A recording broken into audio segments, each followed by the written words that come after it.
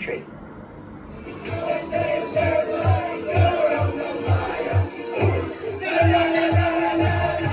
Well, the European golfers partied through the night after that hard-fought win and eventually made it back to their hotel rooms, albeit with croaky throats in the early hours of this morning, and why not?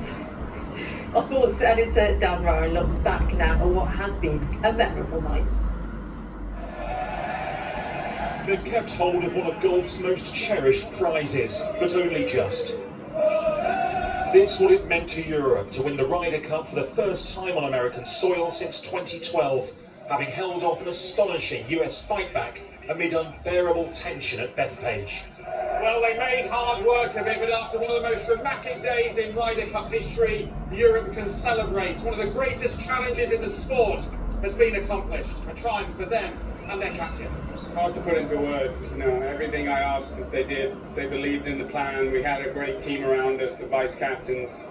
We knew we could win. We knew it would be difficult, but we got it done.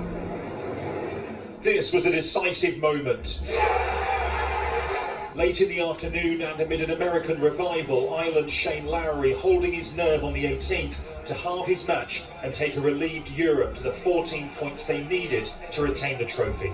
If I miss that ball and we don't end up retaining or winning, I'd probably take me a long time to get over something like that. So it was a huge moment in my career, and thankfully I stood up to the plate and not to win. USA! USA! Having been dominated for 4 sessions, the Americans knew just 2 points for Europe would see them retain the trophy. A formality, it proved anything but. The US needed a record comeback, and in a charge the like of which golf has rarely seen, almost pulled it off. And this comeback continued, claiming 3 matches before Europe recorded their only win.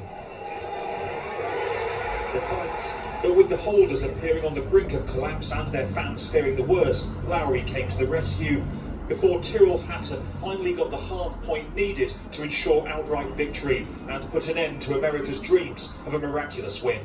The boys really fought today. That was incredible. I didn't expect anything different. They were pumping up the crowd. They were fighting the whole way, and they showed the world really anything's possible. Never been more proud of anything in my life.